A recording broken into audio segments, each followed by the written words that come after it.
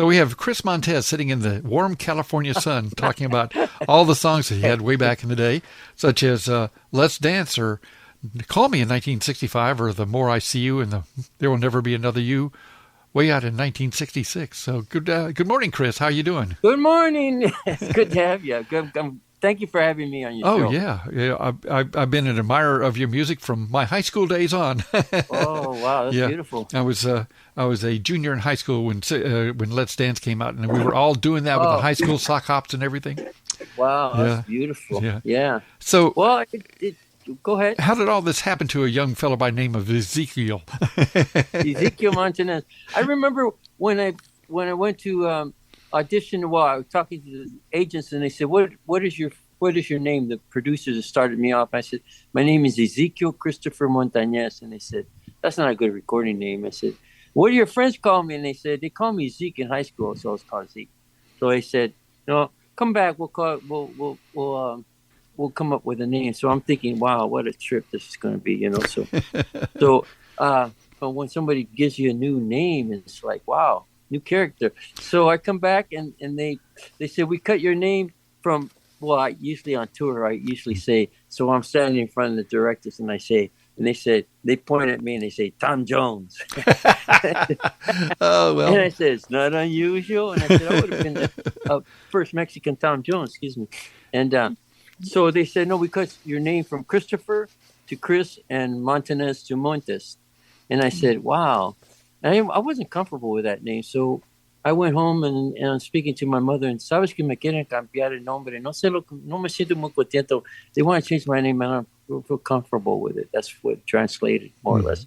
And she said, what did they want to name me? I said, "They want to call me Chris Montes." And she says, "That's a beautiful name." So that was it. Huh? That's all I needed. Yeah. Disc jockeys quite often have air names. I had one back in the day. It was Johnny Fox. Of course, there were a million Johnny Foxes all over the country thanks to Pam's of Dallas. I have my wife was a radio disc jockey here in L.A. for a long really? time. What was her name? Kate Kerr. Their names was Chaz Kelly. That was her name. Oh, I remember that name. I'm a member of the Southern California DJs, a Radio Peeps group. So okay. Speaking of that, did you know Art LeBeau, or did you do anything work with him? Yes, I did. I talked to him. Yeah. Yeah. He passed away last year at the age of 97. One day after doing his last show.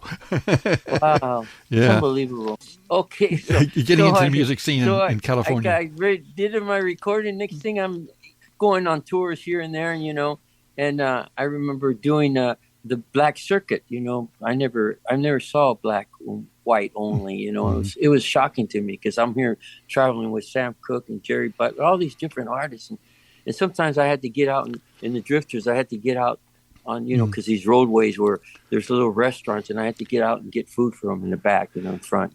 That's very interesting. Are you saying you were part of the Chitlin circuit? Oh yeah. I did oh wow. Circuit. Yeah, isn't that something? Yeah, I knew a lot of folks. I didn't know it was the Chitlin. I was thought it was maybe the Mexican market. No, I'm kidding. But I didn't even know what the Chitlin market was or what it meant. Yeah, that lasted a few weeks, and then from there, I finished the tour, and then I got a call and said they want you to go to Europe. And I said, "Oh, okay." I'm going through all these transitions. Remember, I grew up in a small town in Hawthorne, California, which I used to go down the street and hang out with my friends. And his name was Brian Wilson, So I'd go to his house and jam with the Wilsons, before we signed contracts. Was that the Beach Boys Wilson? Yeah. Oh, wow. Yeah. So, Brian and I were real good friends, And I remember him saying, we're going to sign a contract. And I said, "So am I." And he says, I said, "What's your name?" They said, "They're going to name us the Beach Boys." And I said to myself, "The Beach Boys? What?" It kind of felt odd to me because I was always in the water. I was surfing a lot of time in high school. So that's how that whole transition happened. But going back to Europe, so I meet these four lads, and they're called I think they were called I don't know what happened to them, but the Beatles. That's what they were. Were they already the Beatles, or were they still the Quarrymen when you met them? No, they were the Beatles. Yeah. That's and I pretty used cool. to watch them, and I hung out a lot with them, and they were real nice. They were glad to meet me. I was glad to meet them, but I noticed every time we go to places, everybody was that transition of British, Mm-hmm. the Beatles, I guess you would give it that title. They were all British, long hair and all that. And so I remember the first night we went on and I saw Paul McCartney and them saying, Love, Love Me Do, and Good Golly Miss Molly, or Long Tall Sally, I think it was. Oh, But yeah. I said to myself, wow, these guys can rock. And so after I found out later that, they've been around doing a lot of gigs in bars and all that. So that's where you get your chops up. Anyway, so we hung out a lot, and I used to wear a collarless jacket, and I'll tell you now. And on the last day at Liverpool, Paul and John were talking to their tailor, and they said, Chris, I hope you don't mind, but we're designing our jackets like your one you wear on stage. And I thought nothing. I said, oh, that's cool. Yeah, cool. Was that a Nehru? Was that a Nehru Yeah, jacket? yeah. I remember those. Yeah. So Yeah. when in the Meet the Beatles, I see these jackets, black to cut. Yeah, it was. They took me a lot of places where they took me, had boots made, and the tailor made me some suits. They're beautiful. I Mhm. kept. And so I hung out mostly with Paul and John. Yeah. You And also hung up with, at least at one concert with Richie Valens back in the day, did you not? one time Yeah. here in Hawthorne where I was living, he came and I said he was my inspiration. I said I'm going to go see him. So I went to the concert, and all of a sudden they said Richie will be out in a minute, and I'm way in the back of it was sold out. I didn't care. I said to myself, as long as I can hear him sing Donna Love, I'm satisfied. Oh, yeah. So all of a sudden he'll be out in 10 minutes. So I'm standing way in the back, and all of a sudden I look to my right, and Richie Valens is standing right next to me. Oh, wow. It's a God blessing. It's God said. That's how I see it. And I said, "You're Richie Valens, Richie?" And he said, "Yeah." I said, "Wow, it's so nice to meet you." I shook it, and I wanted to express to him how I really felt, and I want to be like him. But then, I got lost for words. I was too infatuated with meeting the real Richie Valens. Oh, yeah. I mean, Yeah. So he got up and did his song. I never saw him again. Later on, a few months later, he died in that plane crash. yeah. So. Didn't you also But tour Chris- with? Didn't you also tour with Tommy Rowe? Yeah, Tom. Well, we did this tour. So the tour was the Beatles, Tommy Rowe, and Chris Montez. So the Beatles would always open. Tommy Rowe would be the middle of the show, and I would close the show. So they were. So I was a headliner, which doesn't mean much to me, but it was happening. So yeah. Got a question for you. Yeah. While you were over there, did you ever meet Helen Shapiro? Yeah, she was on the show Oh, yeah. with me. No, yeah. Helen Shapiro. And she was opening for she was a headliner. Beatles were opening for her at one time, too. I didn't know that. Yeah, in the I didn't know that. national tour in '63. See, I didn't know who Helen Shapiro was, really.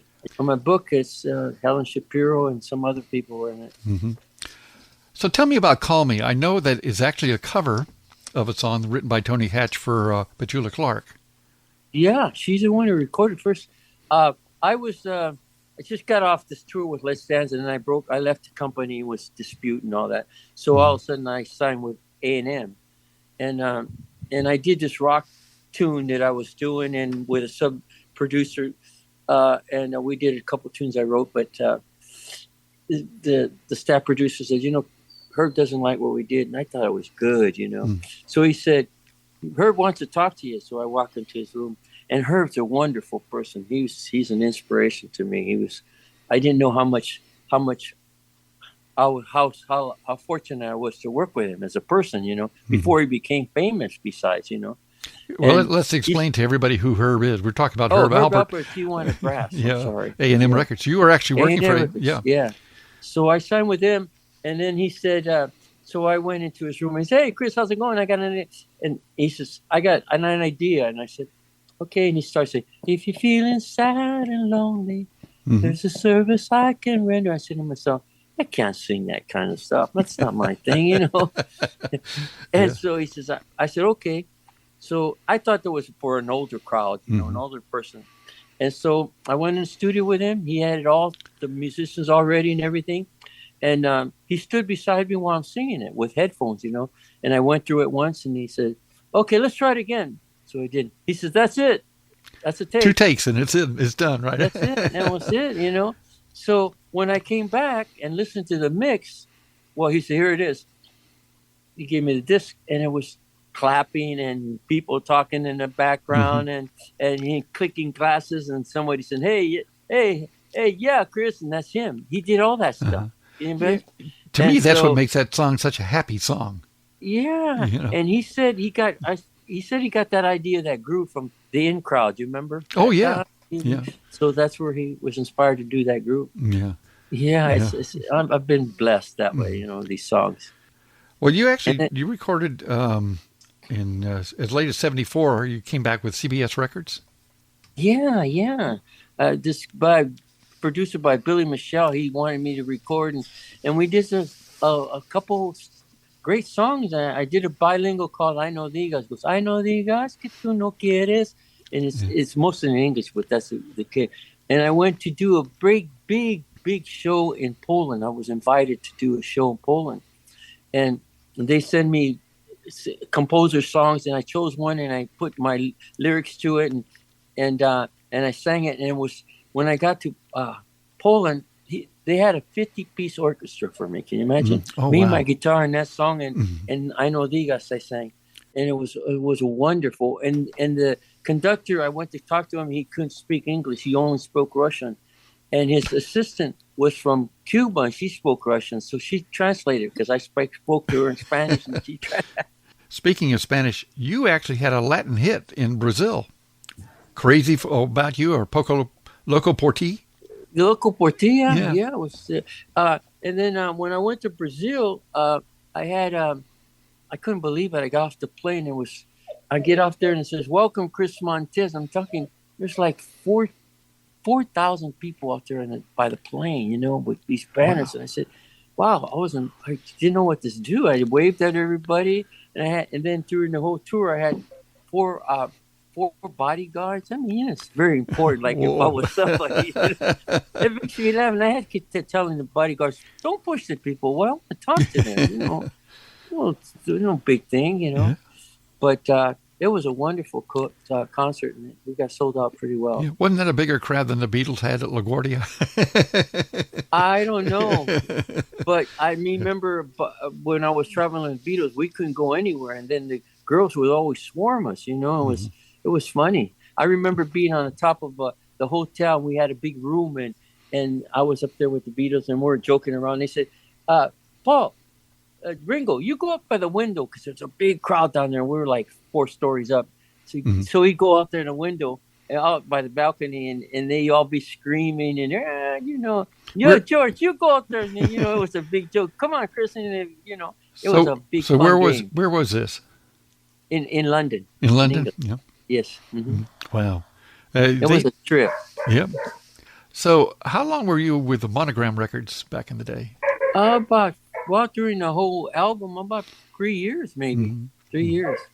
Yep. So you've done Monogram and you've done A&M. What other labels have you been on? Monogram, A&M, and then CBS International. That's it. No, just 3 labels. Yeah, 3 labels. Yeah. That's pretty good. A whole career on 3 labels. Yeah. Well, you know, when the Lord blesses you, He blesses you. You know, He blessed me and He gave me wisdom and direction. But, you know, that was just part. I'm glad that I learned about that. Yeah. So where in California do you live? In a town called Ventura. Oh, okay. In a city called Simi, Simi, Simi Valley, inhabited by a lot of, I don't know what tribe of Indians, but it means windy city. Yeah. And it just made me think about the fires in L.A. and of course the terrible rains you guys have suffered out there in the last few years. Chris, I want to thank you for taking the time to do this interview. My pleasure. Thank you for having me on the show, and hopefully we keep it cut. And I'll send you. I finished a new album, which a lot of standards, and as soon as I mix it down, I'll send it out to you. So you can check it out. Yeah, because I know my audience would love to hear your new stuff too. Oh okay. Yeah. And thank you. Thank my fans. I'd like to kiss to all my fans.